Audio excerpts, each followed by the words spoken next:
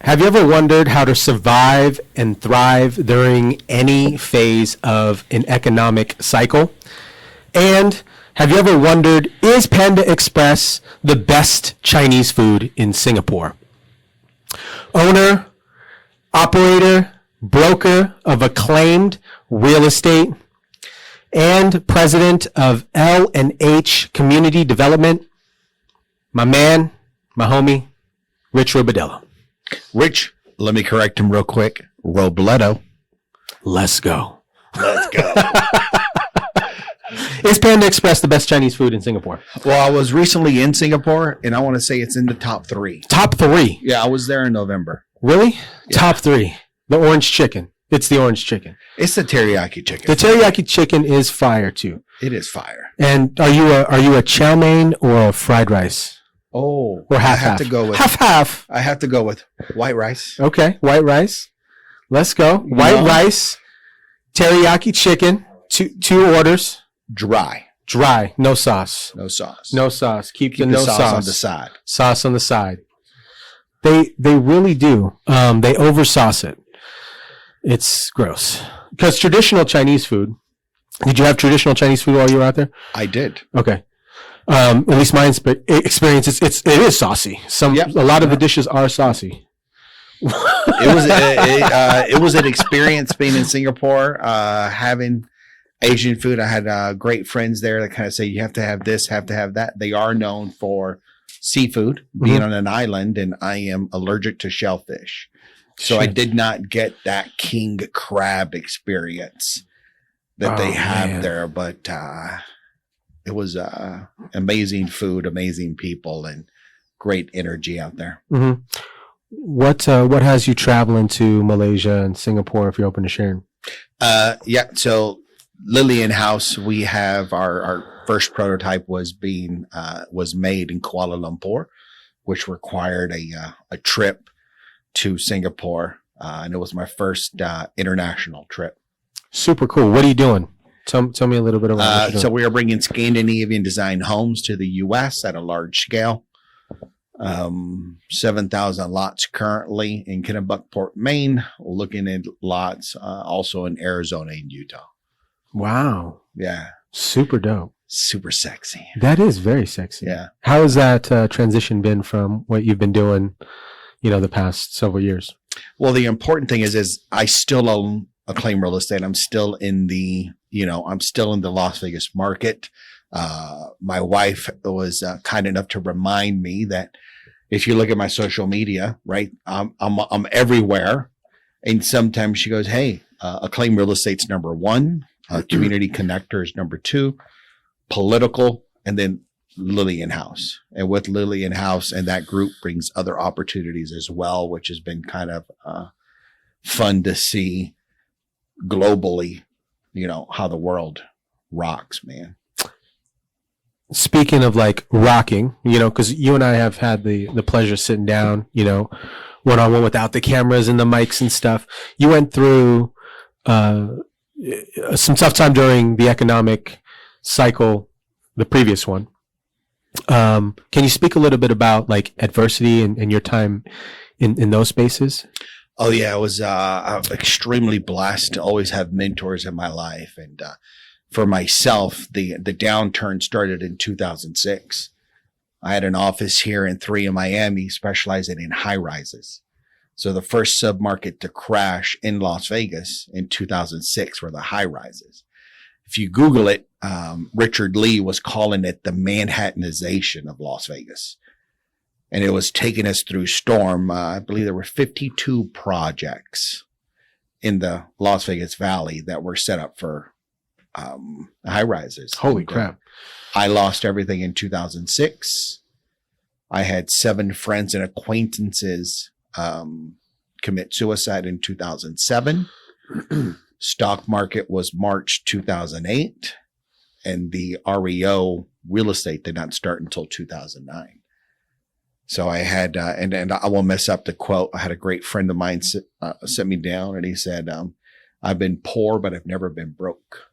Poor is a mindset broke is a instance. Wow.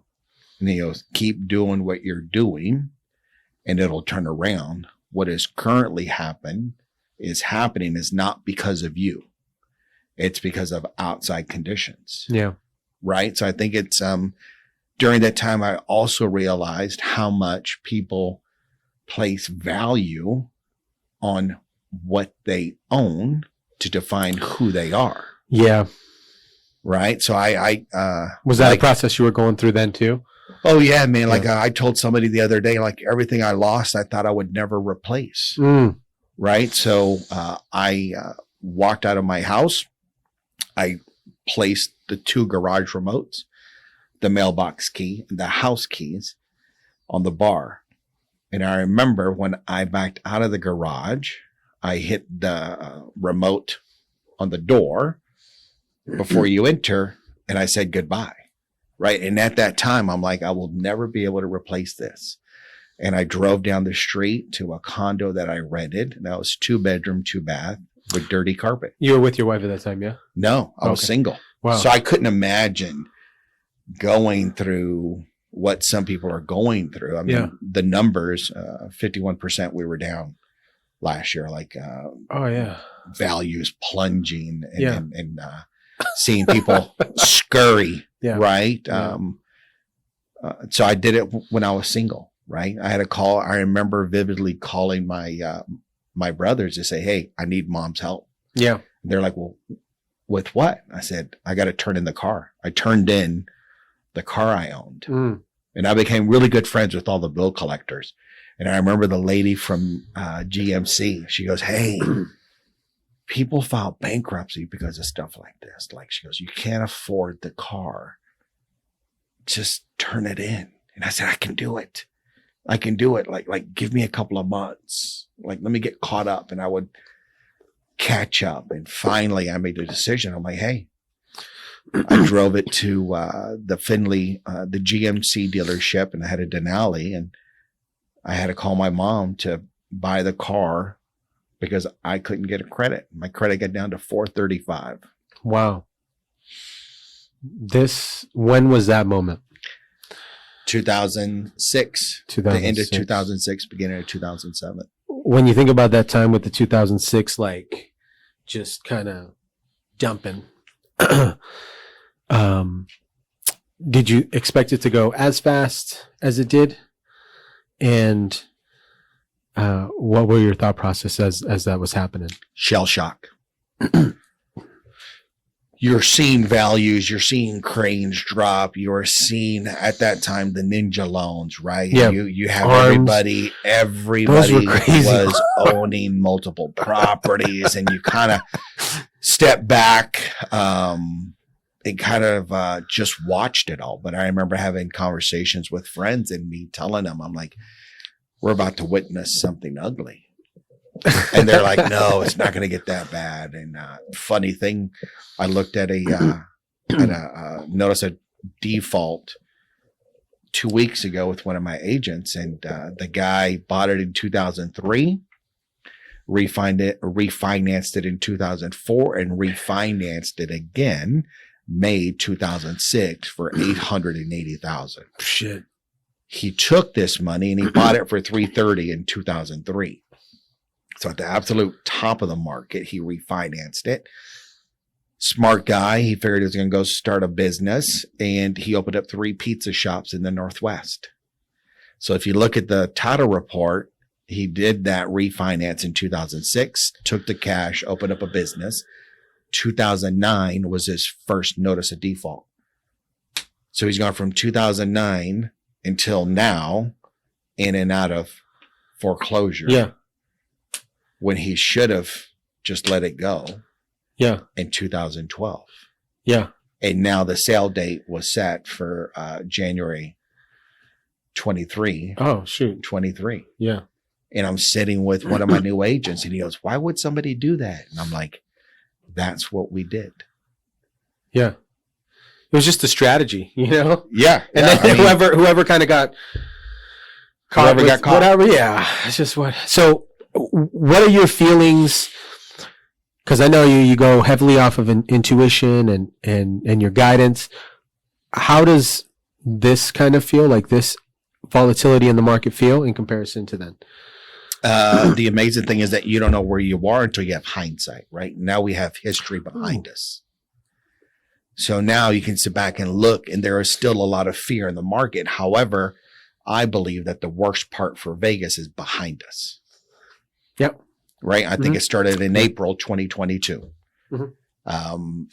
I believe 2023 will be the opportunity for those willing to take the faith. I'm currently looking to buy some additional rentals, and then trying to find people that need to move up or move into Vegas, right? Yeah. We still have business owners coming into Las Vegas from other markets. I picked up a business owner 2 weeks ago who was looking between Vegas, LA, and Scottsdale for his business, and he's moving to Vegas. So we'll have a retail location.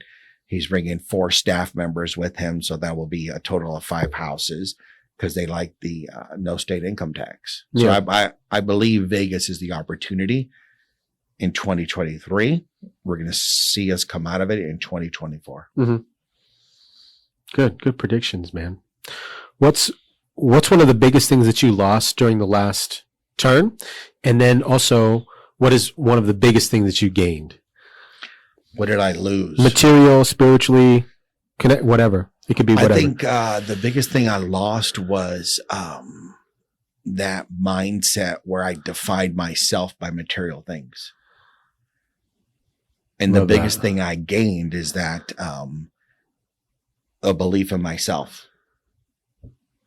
Right? I love that. If you can be successful once, if you can't do it again, the first time wasn't deserved. That's really good. Right? Like, I spoke to some kids at this nonprofit Chef Jeff project, and I'm talking to these young kids, and they're incarcerated. They're trying to get out through culinary. So you're talking to kids that are incarcerated that go through a specific program. Correct.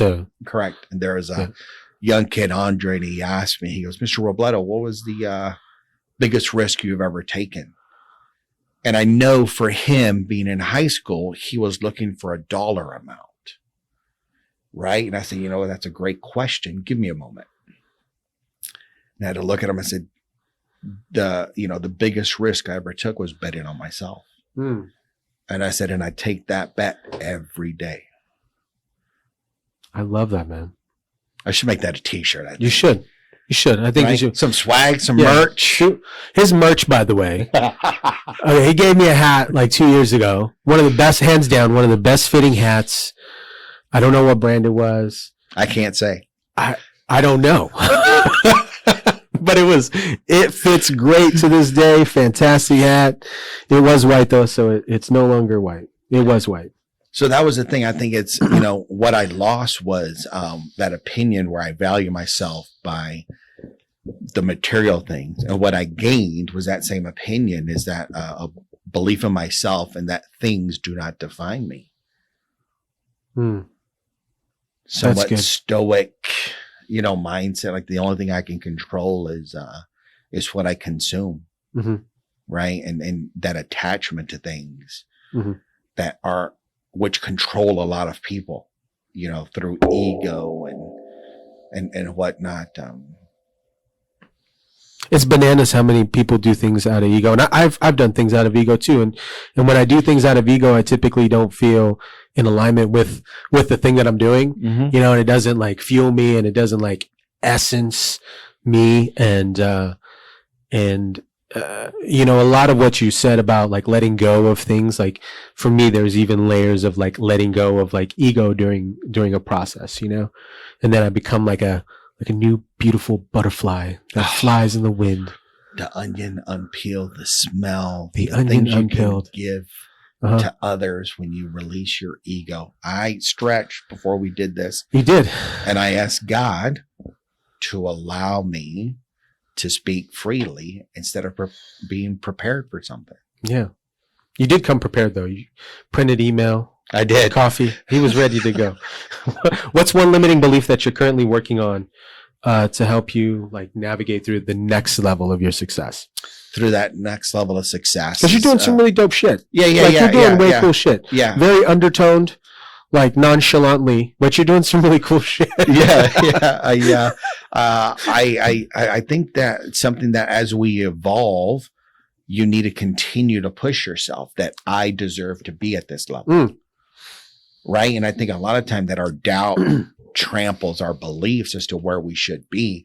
And as that next level of growth is going to require a new version of you. And I think that new version is going to require a new belief system.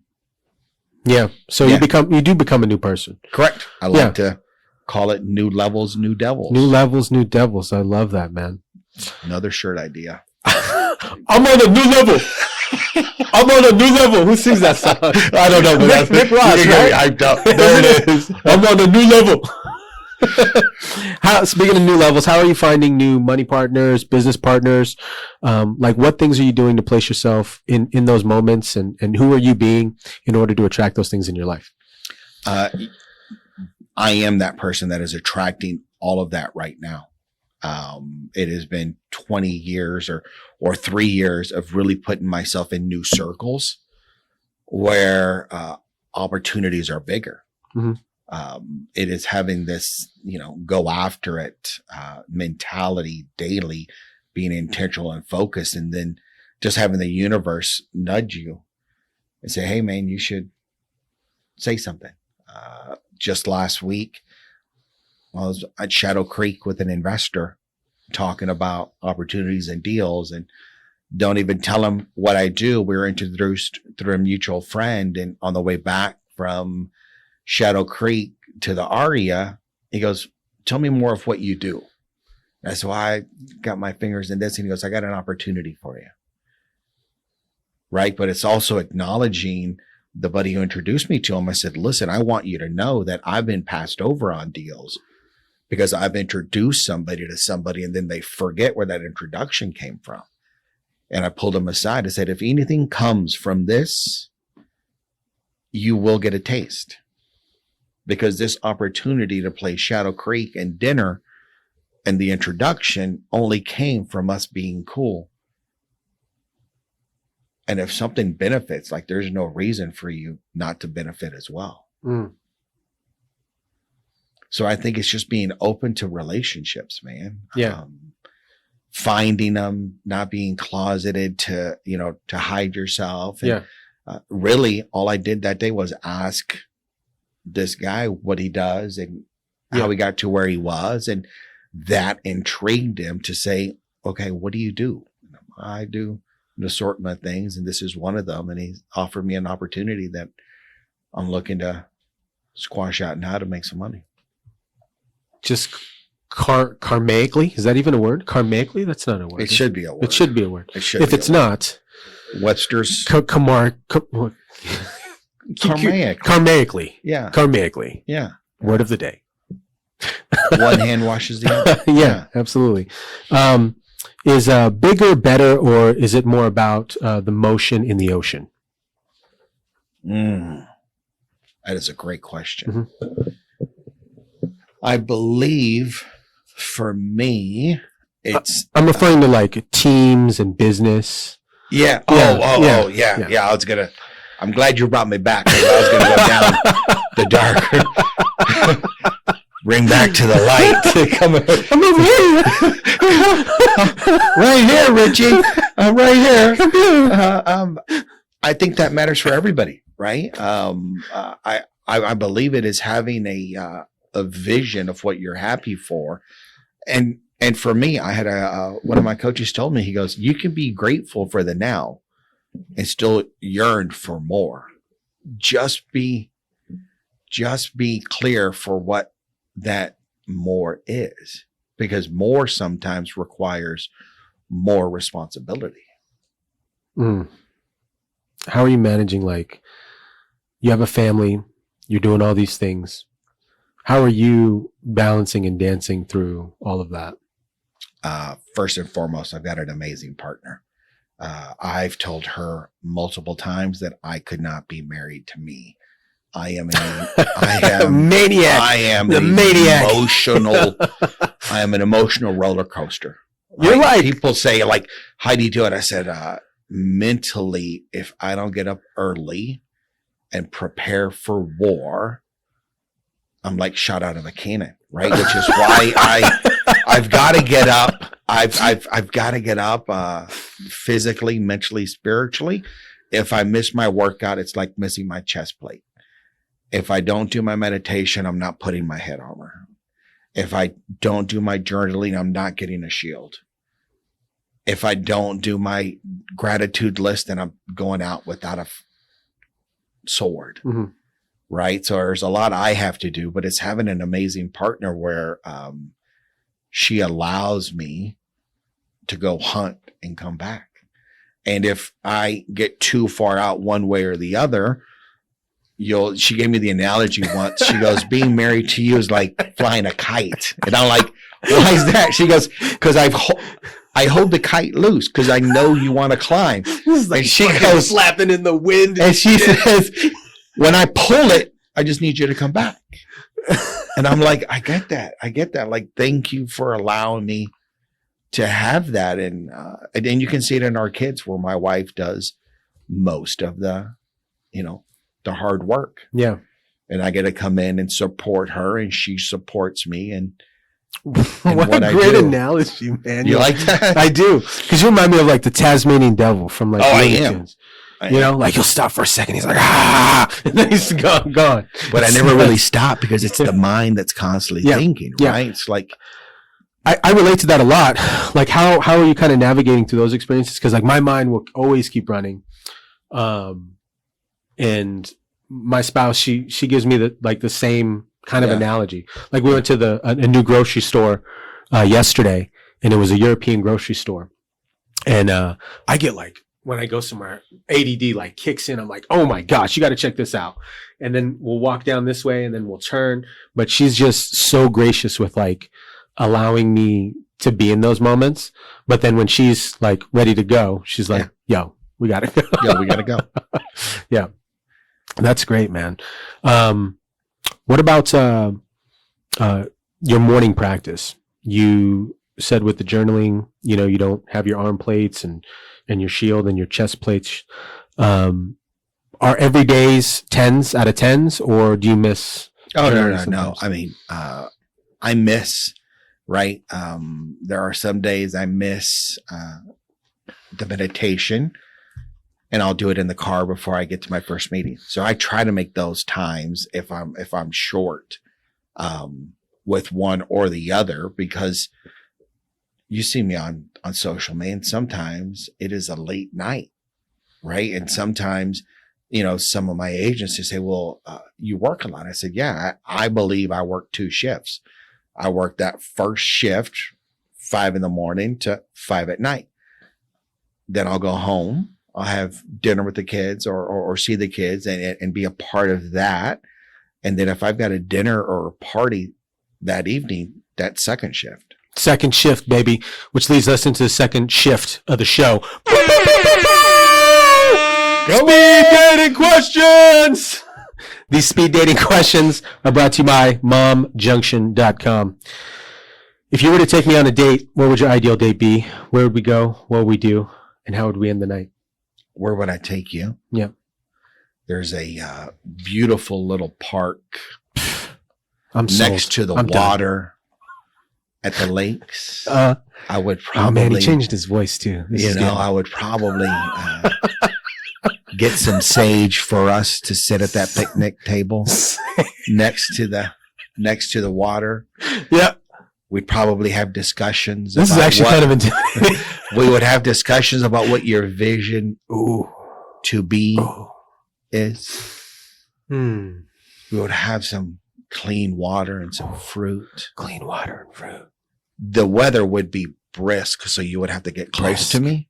Close. So I could warm you with the energy, and the things I have, and then we'd have, I'd take you back to your car like a gentleman. Man. Like a gentleman.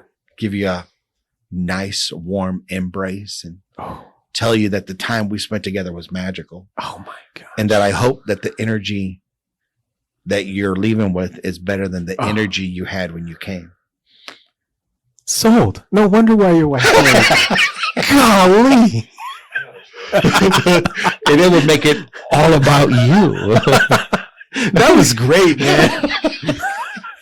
Whiskey or beer? Whiskey. What movie or book best describes your life?